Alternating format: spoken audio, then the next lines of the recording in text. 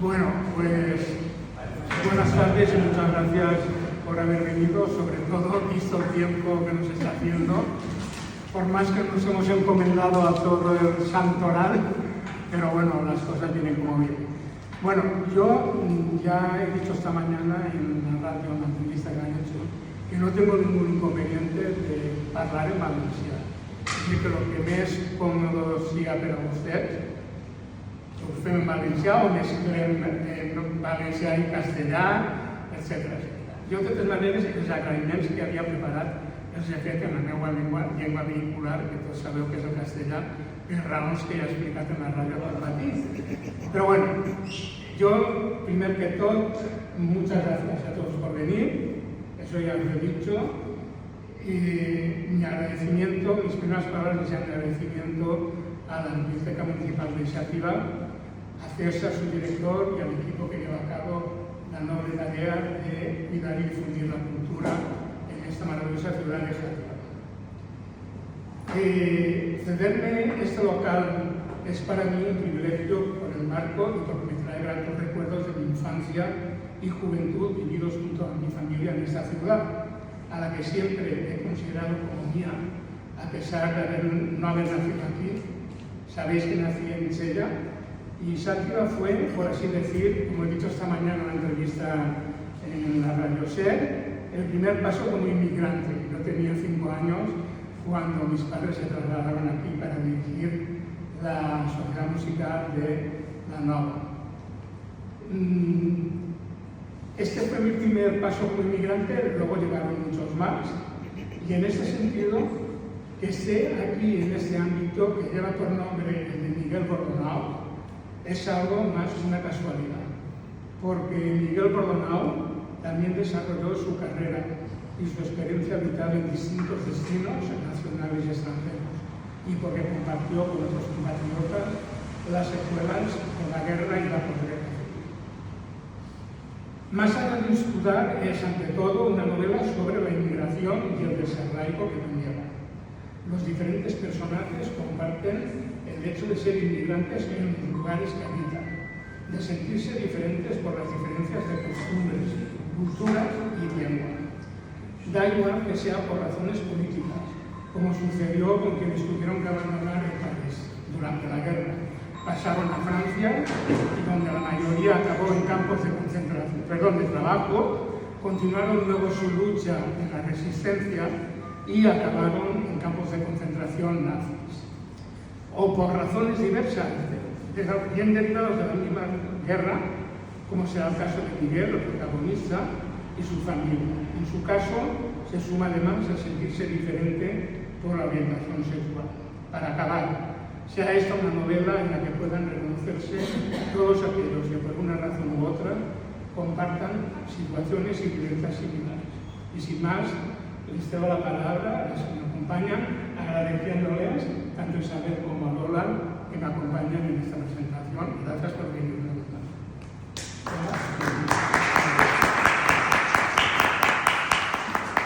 Bueno, pues Pablo ya ha dejado preparado el asunto. Pablo escribió una novela, el protagonista Miguel, y como salido de su tierra y totalmente fuera de ambiente, pues entonces lo que pretende a lo largo de toda la novela es llevar un seguimiento de todos los procesos que desde esa desintegración, de ese mundo hostil, llevarlo a que alcance una madurez en la que se sienta conforme, se reconozca a sí mismo y se encuentre bien donde en aquellos momentos se elige. En estos procesos, por tanto, el propósito de Pablo al crear el personaje de Miguel no es crear un superviviente ante la hostilidad del ambiente, sino el dotarle de una autoestima fuerte que le permita conocerse a sí mismo, reconocer también a los demás, evaluar lo positivo y lo negativo y sacar lo mejor que pueda. Eso es, a lo largo de toda la obra, en síntesis, es todo el proceso, ¿no? Muy bien. Miguel Pablo, por tanto, crea un personaje, el de Miguel, y en esta primera fase, hasta los 14 años en que pasa a París y por tanto ya es la desconexión con el ambiente y la ruptura con todo lo que había vivido, pues lo que crea es un personaje, el de Miguel, a su imagen y semejanza. Crea un alter ego. El autor y el protagonista se funden en una misma persona. Y por tanto, Pablo cede todos sus datos autobiográficos a Miguel. Así que tenemos un Miguel, hijo también de un padre músico. Pablo tiene un padre que se llama Pablo, que es músico. Miguel tiene un padre que se llama Miguel, que también es músico. Miguel nace en Sella y Miguel, con muy pocos años, viene a Játiva, porque efectivamente, como ha dicho, a su padre lo contratan para dirigir la banda La Nova Cresión. Bien, llegados a este punto, y siguiendo con las pretensiones de Pablo como autor, lo que pretende de Miguel, pues, es conseguir lo que los griegos clásicos entendían como meteco. Cuando definían a un meteco, los griegos no se estaban refiriendo a un extranjero. Para los griegos era, vamos a ver que lo tengo por aquí para que no se me olvide, aquel que ha venido a instalarse en un nuevo territorio, a vivir en una comunidad a su manera y para siempre. Yo pienso que esa definición de meteco de la Grecia clásica coincide con las pretensiones de Pablo al crear esta persona. Perdón, que corte un inciso, Lola. Hay una canción muy célebre de Mustaki, que es Le Metec, porque Mustaki era griego y fue a vivir. La palabra francesa me gusta mucho. Muy bien. Bueno, pues llegados a este punto, aquí vamos a hacer otra cita, que es la de Eliot, el poeta, este premio Nobel, el poeta estadounidense, que dice: cada momento es una nueva y chocante valoración de todo lo que hemos sido. ¿Está de acuerdo? Pues aquí Lola le va a aportar una serie de datos a Pablo, que o bien porque era muy pequeño y no tuvo esa conciencia del momento, o bien porque se le ha olvidado con tanto trajín de vida, pues aquí Lola te va a contar algunas cositas para que te enteres.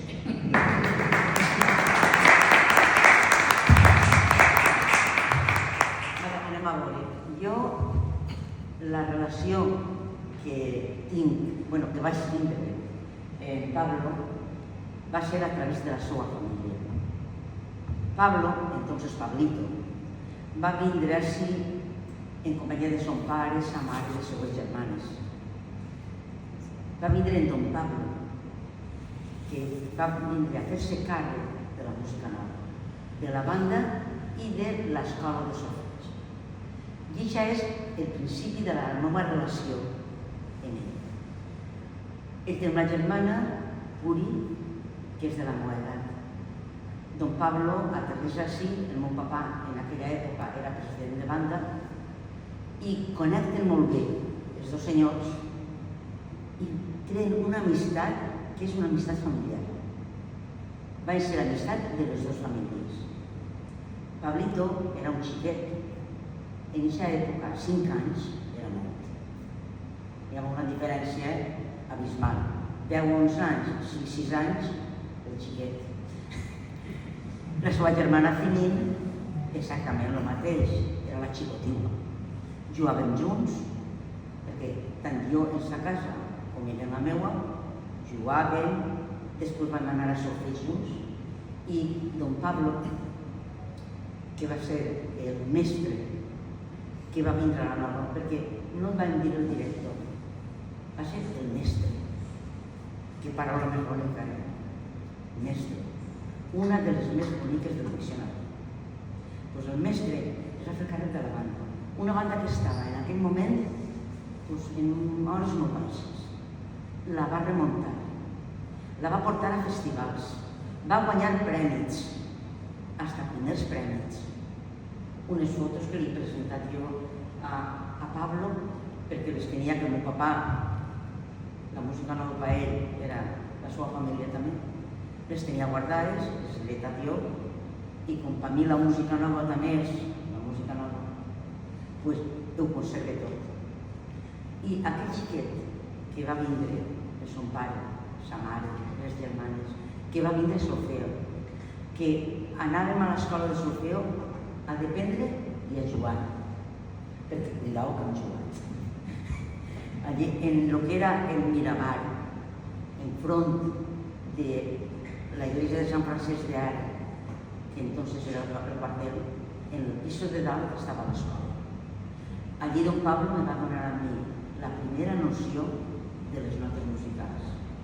La primera persona que em va posar les mans damunt d'un piano.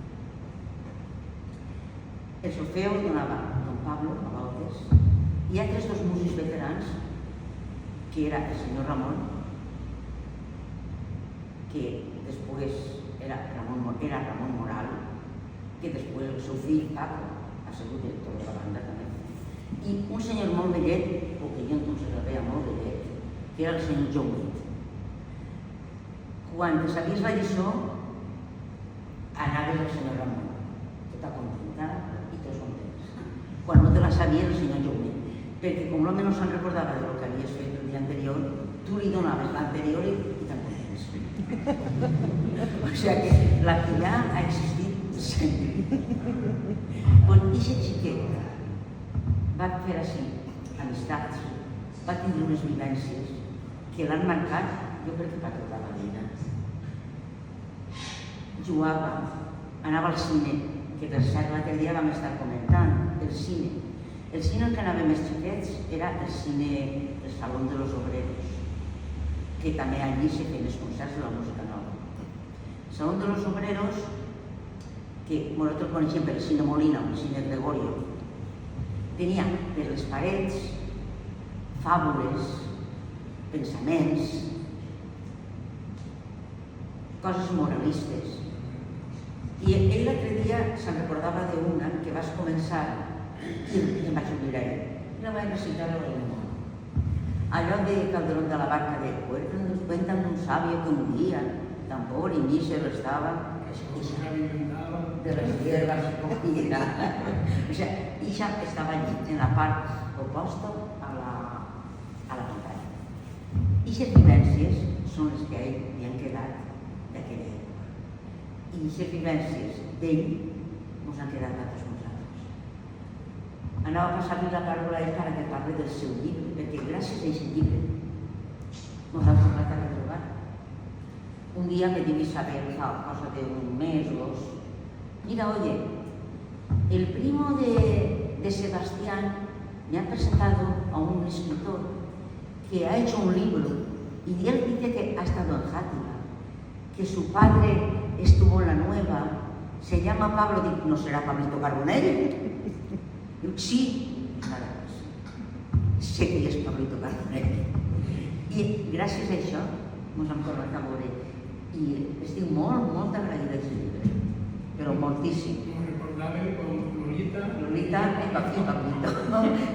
Així que anava a passar la paraula a ell perquè parlara del seu llibre, però com crec que li toca a Isabel Revolta, jo no ja li va a passar.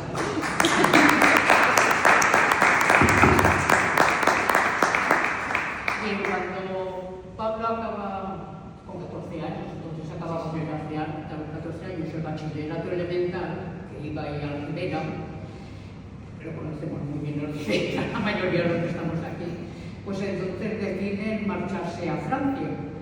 Y el asunto, por lo menos en el libro, no está claro. Ahí no se sabe si fue así algún momento de frustración de su padre, y a lo mejor algún intento de que en el extranjero podría vivir mejor, tanto que sirena de que eso de que en el extranjero era todo grandioso frente a España y tal. Bueno, total que deciden irse allí a París ya definitivamente, con lo cual viene ya la erradicación y a ver el ambiente en el que iban a entrar. Yo quiero, como soy de historia, pues hacer un poco de lavar la cara de nuestra España, que siempre nos estamos metiendo con ella, ver la España de la década de los 60, que es la que ya no va a vivir, que es lo que supone. Y la pura verdad es que llega un momento en que el régimen político de Franco pues ve que hay que salir, como sea, de esa larga posguerra tan triste, tan oscura, tan dolorosa. Así que lo primerito va a ser el cambio de imagen del régimen político. En vez de celebrar el aniversario de los años de la victoria, pasamos 25 años de paz. Y ya así fue celebrándose los aniversarios de los años de paz hasta que en el 75 muere Franco. Segundo cambio. Los camisas azules desaparecen de la composición del gobierno y se forman gobiernos de tecnócratas. Se ponen en vigor los planes de desarrollo en un intento de industrializar España y además diversificada por distintos puntos de España. Y con algunos de los planes de desarrollo se llega a un crecimiento de un 7%, algo nunca visto en la historia hasta que después los chinos, muchos años después, consiguen también un crecimiento tan espectacular. De cara también a que se vea una España con clase, con calidad, con gusto, la compañía Iberia, con sus vuelos internacionales, con sus azafatas guapísimas, todas de clase alta, porque eran las únicas que sabían inglés, porque sus padres habían tenido dinero para mandarlas a las madres irlandesas o a Irlanda a estudiar inglés, porque lo otro lo que dominaba era el francés. Y con unos trajes, con unos uniformes diseñados por Valenciano, o sea, que se diera clase en el extranjero.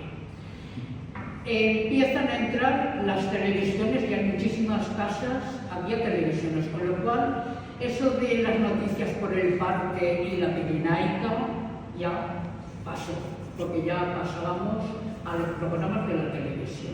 Empiezan los días 600 y muchas cosas así. Quiere decir, empieza a aparecer una clase media que está emergiendo en España y que es totalmente necesaria para que un país se desarrolle en el aspecto social, en el económico y en el artístico y en el político. Más cosas. Se va a Andorra, se traen transistores, pero a la vez, ruedo ibérico, te puedes comprar, las metías así dentro de la trenca para que no te lo vieran en la frontera y te metías de historia pues de Gerald Brennan, de Hugh Thomas, de Raymond Carr, es decir, de todos los hispanistas que habían abierto los archivos ingleses, que son riquísimos, en la República y en la Guerra Civil Española, y empezabas a enterarte de otras cositas. Te comprabas discos de George Brassens. Te ibas a los recitales de Paco Ibáñez. Paco Ibáñez se movía por Francia y llevaba a los obreros la poesía española, pero aquí también, porque yo tengo un libro de mi libro de inglés con un autógrafo de Paco Ibáñez. Y estaba la canción protesta, Raimon, etc. Estaba la nueva canción catalana. Es decir, las cosas se movían y nadie le ponía collares porque además somos muy críticos. Entonces, con todo esto, quiero decir con esto que, en fin, que se fueron, si hubieran esperado algo más, posiblemente esa frustración de tu padre, de tu madre, pues hubiera desaparecido. Ahora vamos a la segunda parte. Ellos se van, ya se han ido. ¿Qué se encuentran? A mi modo de ver, el análisis que hicieron lo hablaría mucho la familia, pero fue un análisis con muy poco realismo de lo que se iban a encontrar, porque el padre es músico. En aquella época, en los años 60, tiene un padre fontanera, tiene un padre electricista, tiene un padre ebanista, soldador, y en Francia se lo tiran rifado, pero su padre es músico. Quiere decir que el entrar en un ambiente más o menos parecido al que tenía aquí no se lo iba a encontrar. Y aún encima se fueron sin un respaldo económico, se fueron en una situación muy precaria. Con lo cual, ese colchón amortiguador de una buena base económica que le hubiera permitido esperar unos años, un par de años, a meterse en los ambientes en los que le correspondía su formación, un buen músico y un buen director, pues no lo tuvo. Y allí ya entran en la marginalidad. Marginalidad y erradicación son las dos bases de la vida suya en el que se va a desarrollar. ¿Qué pasa con esto? Miguel, 14 años. Él se siente que físicamente tiene un aspecto agradable. Rubio, de ojos azules, buena estatura, no es nada parguato, es atrevido, es curioso, tiene una formación que la ha vivido primero la mamá en su casa.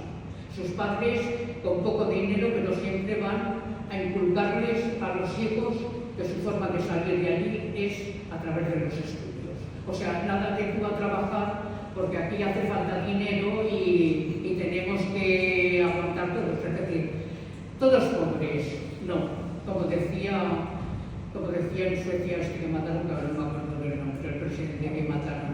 Nosotros no intentamos que todos los suecos, exacto, vale, que todos los suecos sean pobres, sino unos suecos que sean ricos. Pues eso es lo que le siguieron inculcando sus padres.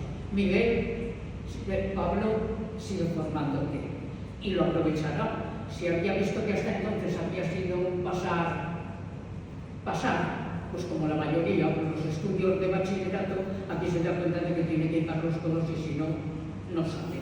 Y aprovechar las oportunidades que tenga. Y el primer hándicap también, el idioma. El idioma sin francés, pero aquí en España el método pedagógico para las lenguas era igual para las vivas igual que para las muertas. Es decir, saca tu diccionario, traduce a los clásicos, Molière, Cortázar, Cassel, luego tú vas a una carnicería o vas a un puesto de trabajo y aquello no te sirve para nada. Por tanto, esta es la situación de Miguel en París, que ahora nos va a contar él, a ver cómo a su Miguel pues lo va raspando por ahí. Y es la situación de Pablo y de Miguel, porque hasta este momento ya hemos dicho que el uno es el alter ego del otro, Miguel es el alter ego de Pablo, es el segundo Pablo. Menudo retrato que me has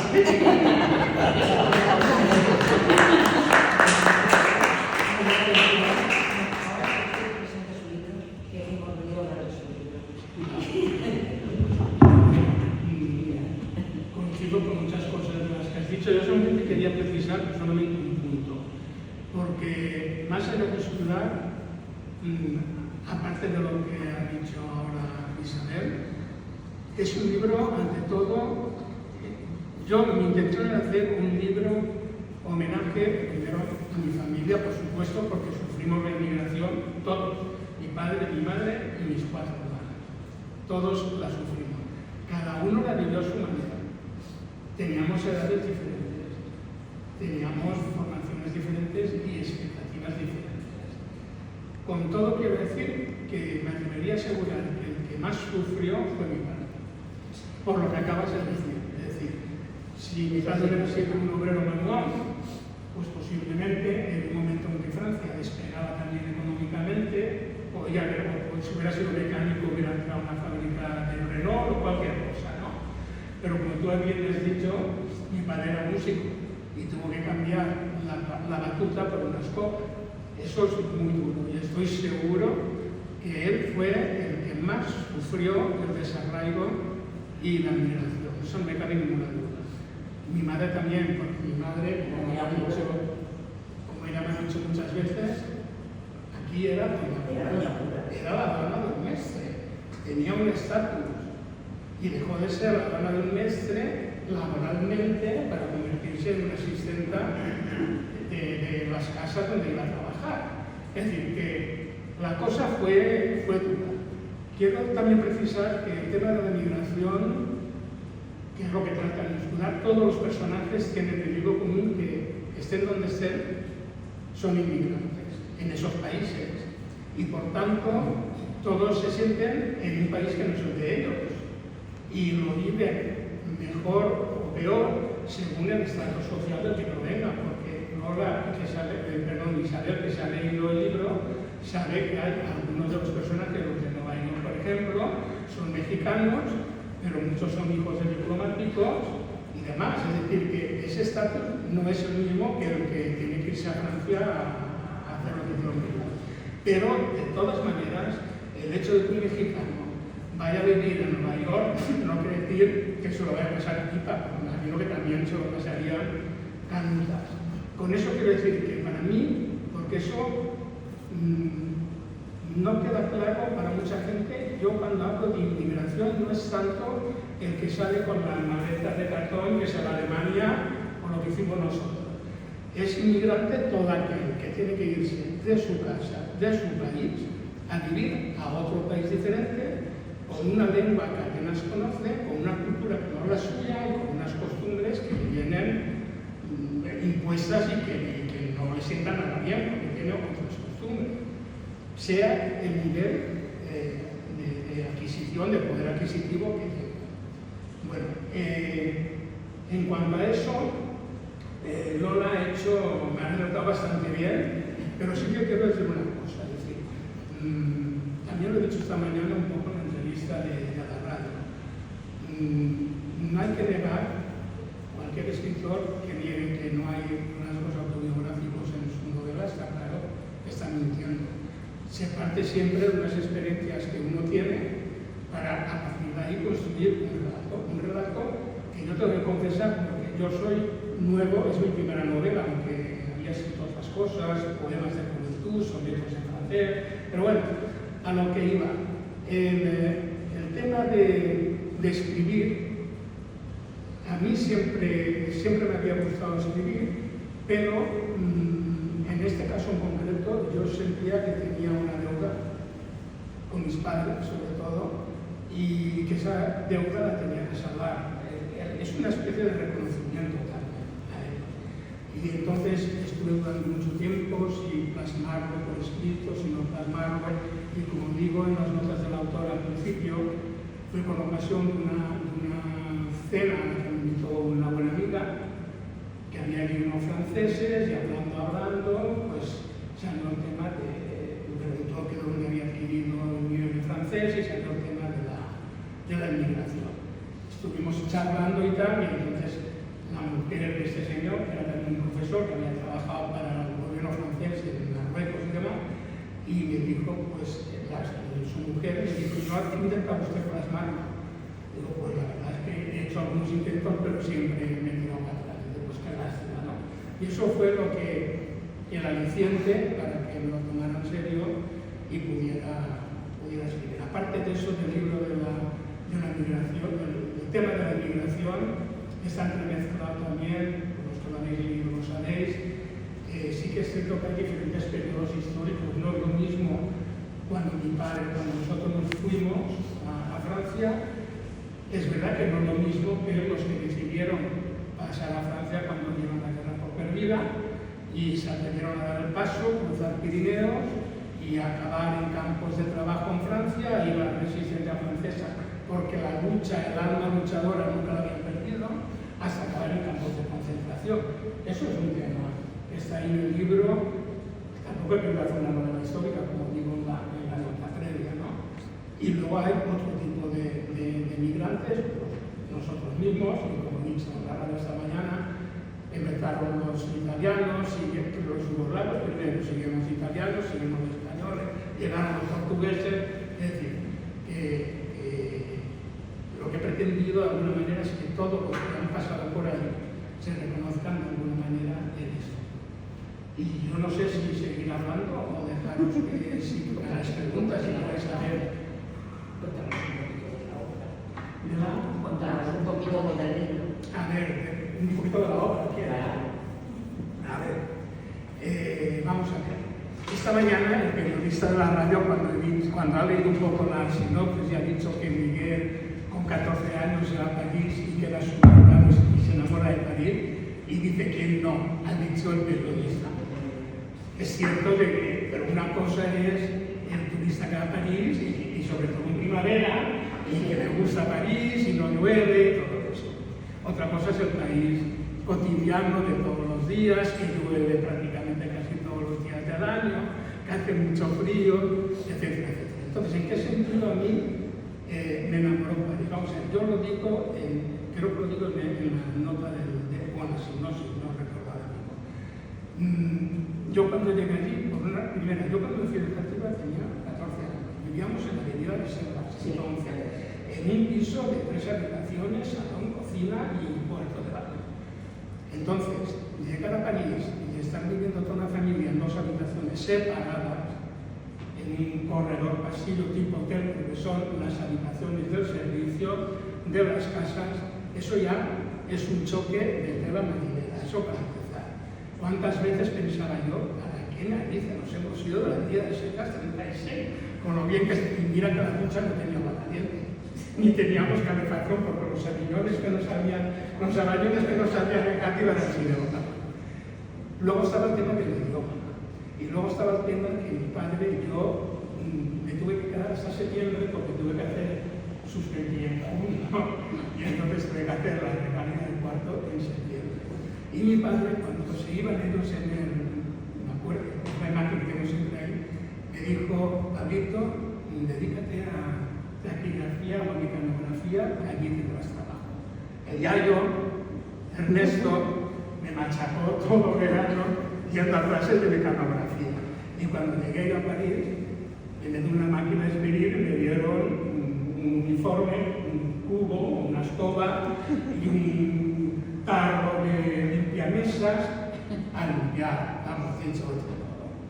Eso es el choque de entrada. Evidentemente, París no me podía caer nada bien, que queréis costillar en esa situación.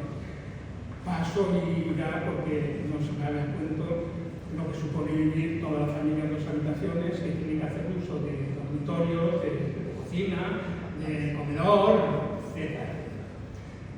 Entonces, ¿en qué sentido luego yo me enamoré de París? Primero, porque cuando llegamos allí, la mayor ilusión de mi padre, por razones que has explicado y que también he hecho yo referencia,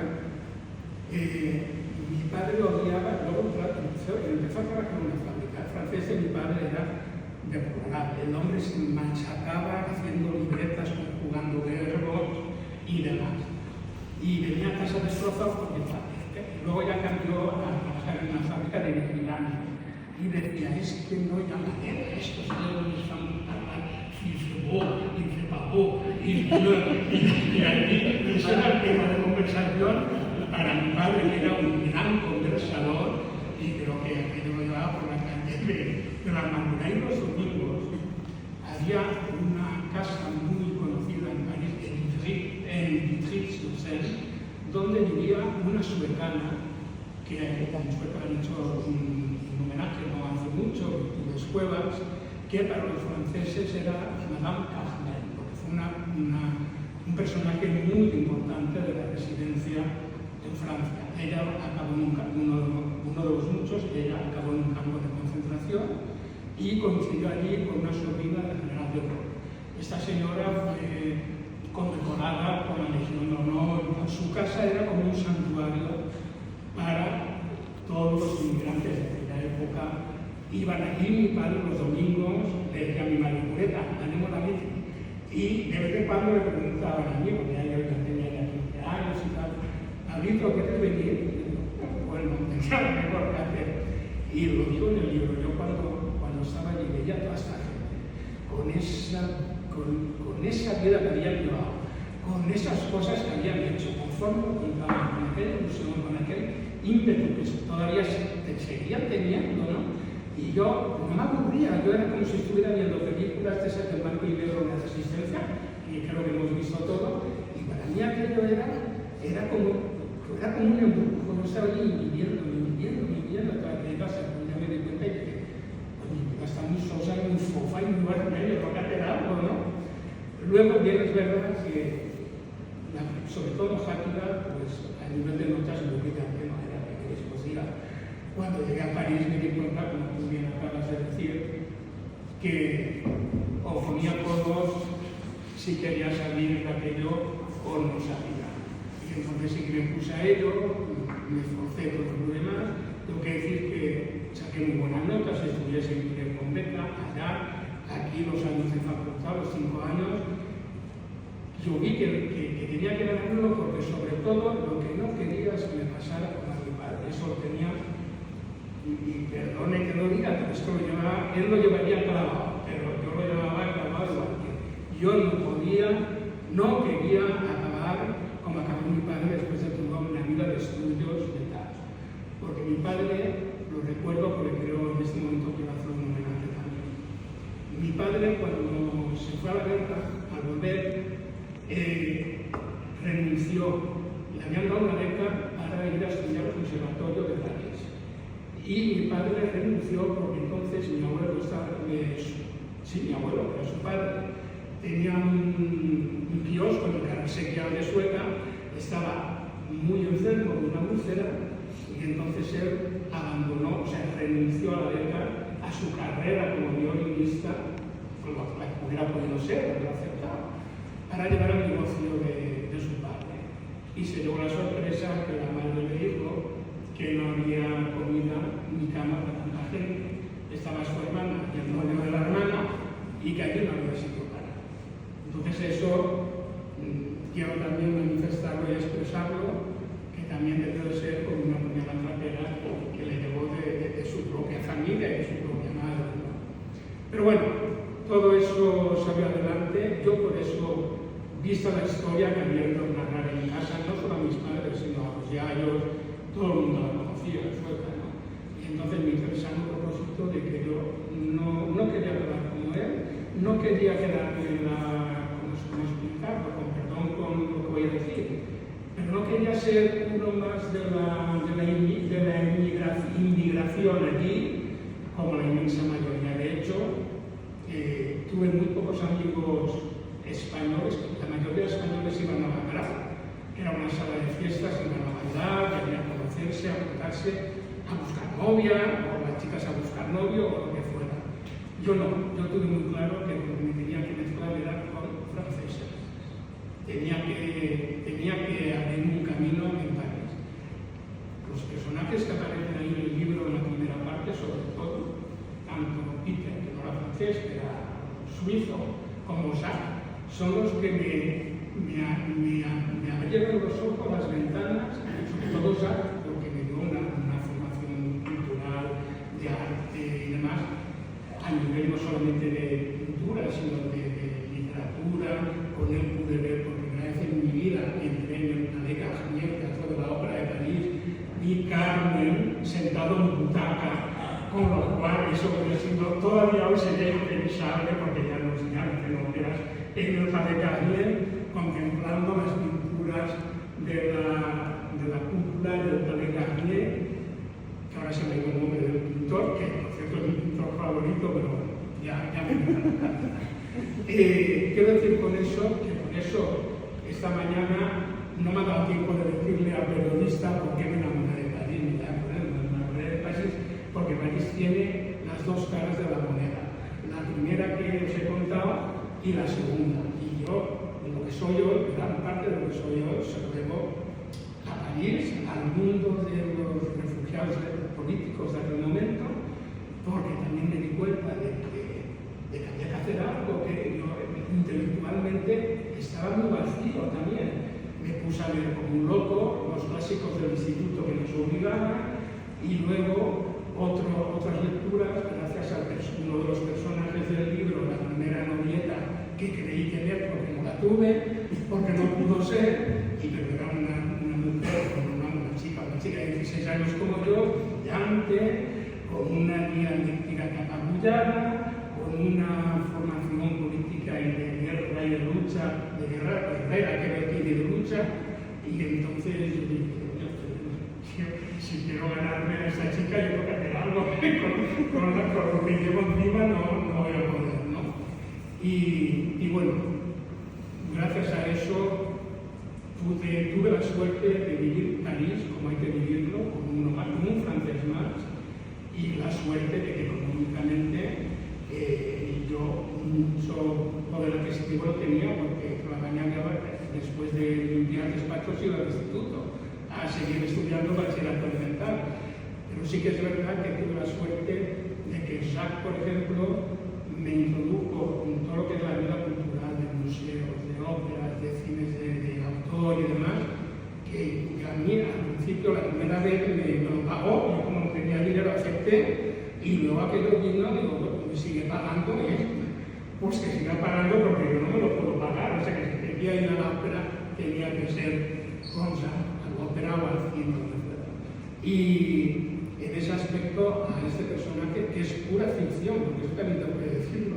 Muchas veces me han preguntado mis amigos, ¿quién era este? ¿Aquel era no era nadie? Ese sí que es un personaje de pura invención total y absoluta. Total.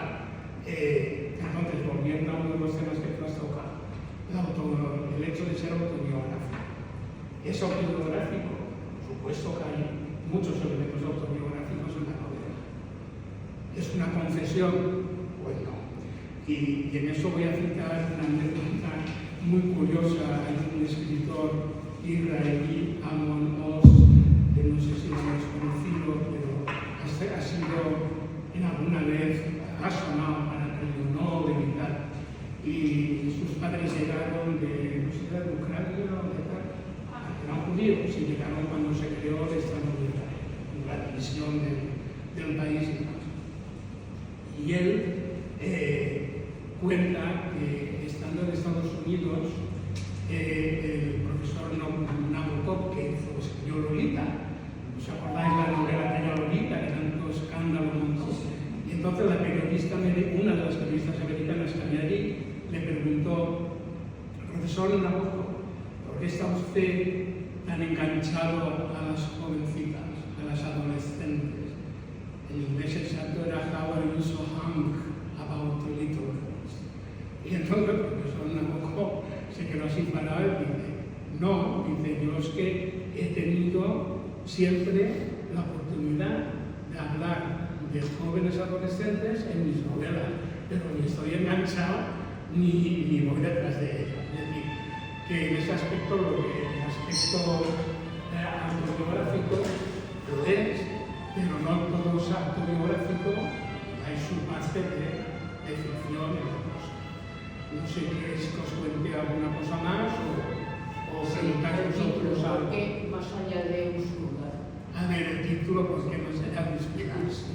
Eso me lo preguntan siempre porque si bien la mayoría de turistas que han ido a Estambul han puesto pie allí, porque solo basta con subirse al transbordador, pasar el Cuerno de Oro y chafar Asia. A chafar Asia, ya está bueno.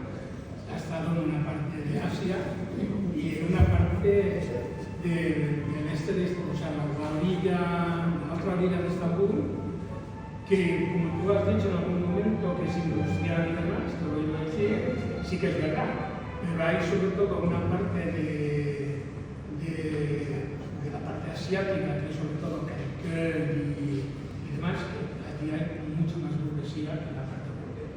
Es decir, que esos son los de Sofirel. La burguesía de Sofirel está al otro lado, la parte asiática. Bueno, pues su ciudad es ese distrito de Estambul, que está al otro lado del Bósforo. ¿Por qué el título? Pues porque... Exactamente. Y porque el personaje de la tercera parte, Tariq, encuentra en Usura la posibilidad de buscar un trabajo cuando se va con Miguel desde Lisboa, desde España, cuando llega la crisis del 2008, no hay trabajo y vuelve a Turquía con Miguel. Y por esa razón, la razón de Usura, y porque como ha dicho también Lola, Isabel, es un final abierto que no se sabe muy bien a dónde va a llevar. Eso en cuanto al título. Es que yo lo había interpretado como una vuelta, como continuamente estás evocando y rememorando cosas de Seattle, sobre todo a lo largo de toda la novela, donde esté. Yo lo había interpretado como que, y además la despedida que haces el final, como que volvías a tus raíces. Bueno, al fin y al cabo lo has hecho, asiáticamente a Valencia. Sí. No, sí que es verdad, porque de hecho al final de la novela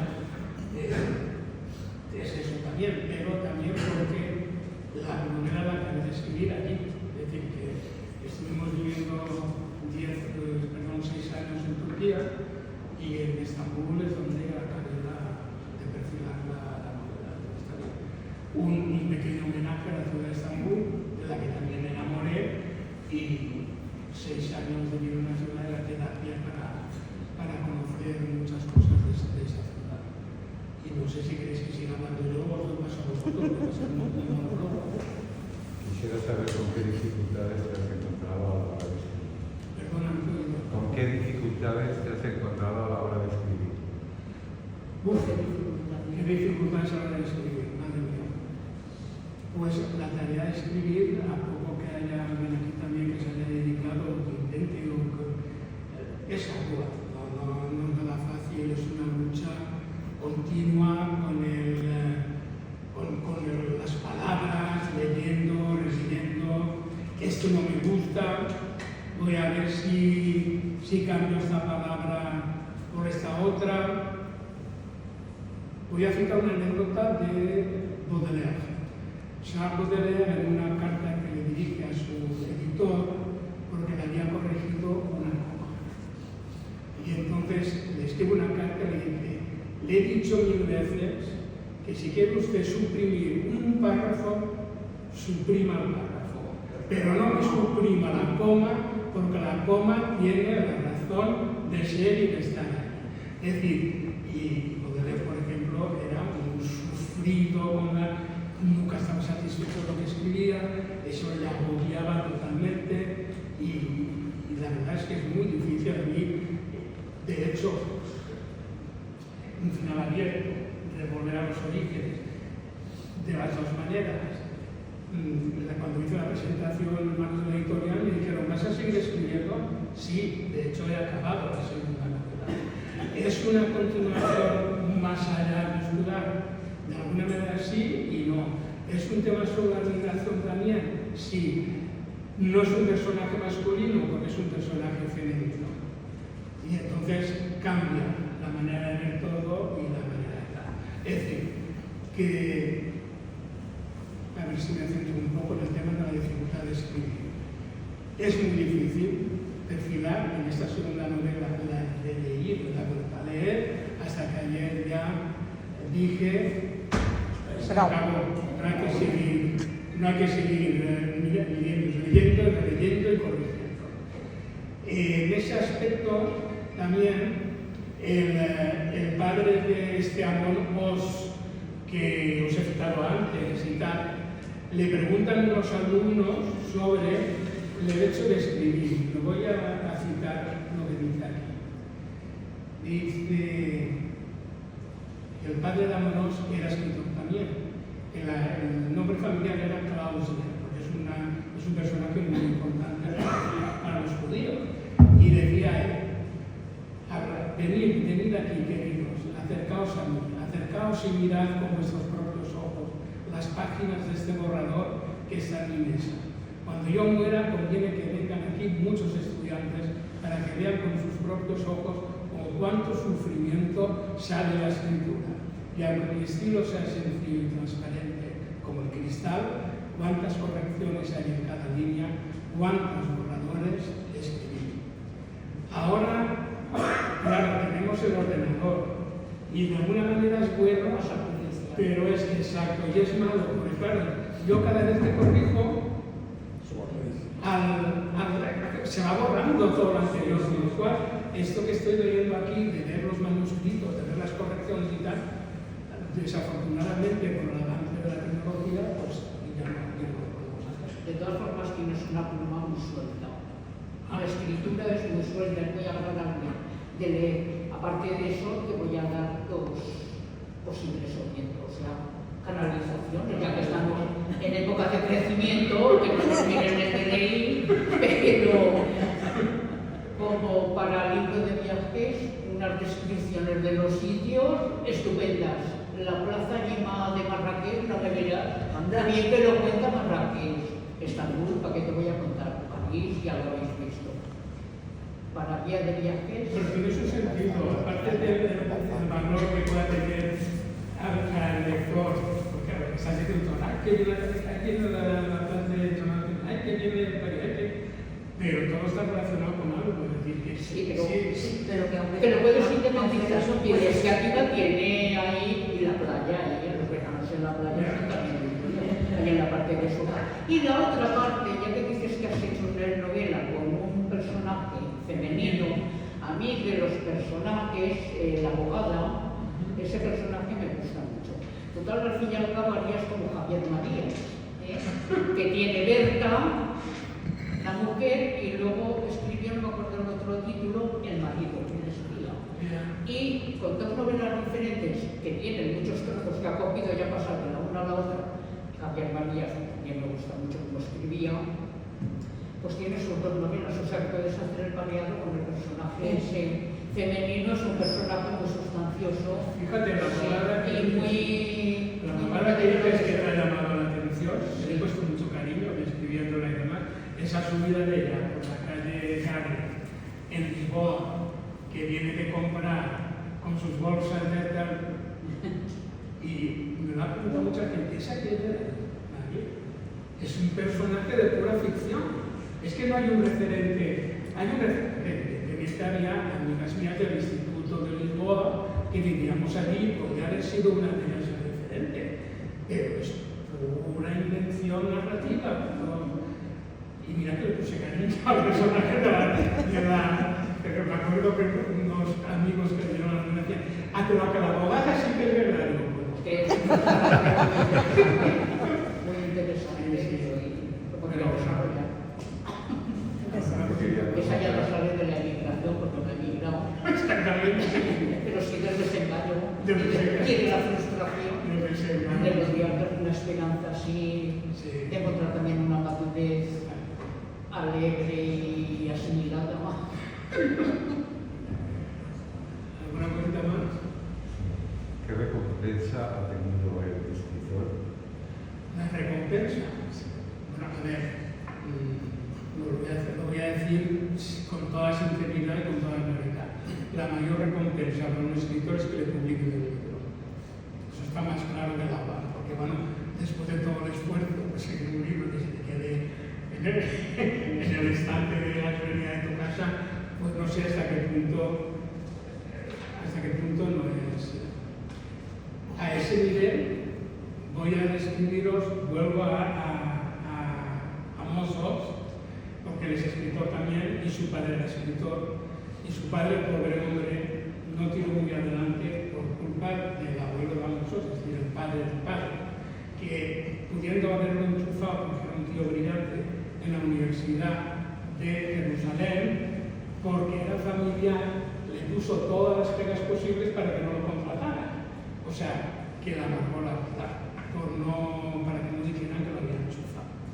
Y luego escribió un libro y narra cuando le mandan la caja de libros. A mí me encantó porque cuando me mandaron de mi editorial 10 cajas que suponían 150 libros para vender, digo, te la marinera. Y me gustó mucho el Goya que dice que recibió la cajita de libros y dice, rozó con la yema de los dedos las tapas del primer ejemplar del paquete, como un amante tímido. Lo tomó en sus manos y se lo acercó con delicadeza a la cara. Lo abrió un poco haciendo pasar las páginas.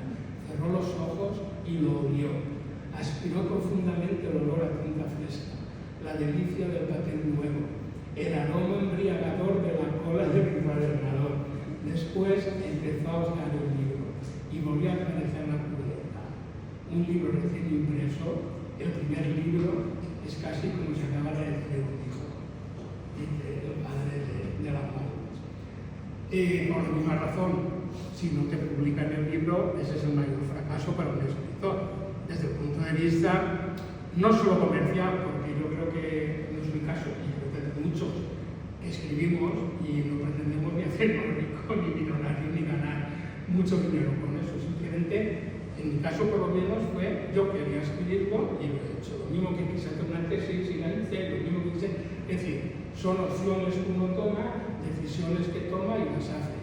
Pero evidentemente, querido amigo, la mayor recompensa es que te publiquen un libro. Yo afortunadamente lo he podido publicar. Así es.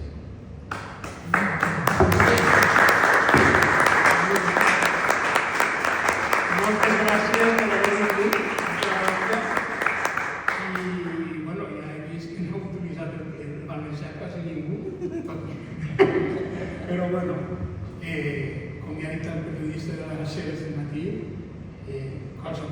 l'expressió que no tinc cap problema, tot i que la meva llengua vehicular sigui el castellà. Dóna la raó aquest matí en la ràdio i la refresque. Mon pare era de Sueca. Se'n va anar al Conservatori de València Jovenet. Quan ell va arribar aquí, tots els que estaven aquí eren fills d'obrer cap. En aquell moment eren tots de la burguesia de València que podien permetre's d'anar a un conservatori a que els fills estudiaren. Mon pare va arribar d'aquí, venia de Sueca i que tenia dificultat per expressar-se en castellà perquè, com encara avui, la gent en tots els pobles de València, la seva llengua materna que es comunica és el valencià. De fet, jo als meus cosins, quan eren menuts, ell me parlava valencià i jo contestava en castellà i ens enteníem la mare. Però bueno, després ja no vaig fer a l'enviar que bueno, tenia que parlar valencià. Mon pare va patir molt això i ell es va jurar que als seus fills mai els passaria no tindre aquest complex de no poder-se expressar bé en la llengua. I és que en casa, mon pare i ma mare es parlaven en valencià, els dos eren de Sueca, es parlaven en valencià. Els avis eren de Sueca i parlaven en valencià. Tío Paco, la tia Lola i tota la família i els meus cosins parlaven en valencià. Però nosaltres en castellà i com vivim allí a la casa aquella i ma mare quan se cabrejava nos parlava en valencià. Quan se cabrejava. Però si no, era en castellà. Vull dir això que també el problema de la llengua ha hagut un moment en què la gent no ha pogut adquirir-la per les raons que siga i després ha hagut d'abandonar la seva llengua materna per tal que els altres no passen pel mateix subtil. Bueno, això era una de les raons que volia dir-vos que tenim cap problema per comunicar-nos en valencià si es cap. Bueno, pues ja si voleu que acabeu, no sé, No, simplement era les vivències que hem tingut quan en la música nova i don Pablo, que va ser un gran mestre, va escriure un pasodoble que es deia Resurgir, que és el que ell va fer a la música nova. La va fer Resurgir. No, de veritat. A mi don Pablo era... Moltes gràcies. Gràcies a les dos. Però una descripció de... No, que és el que anava a preguntar, que pues era una descripció del personatge del mestre. Ja l'acaba de fer. Moltes gràcies a les dos per acompanyar-me i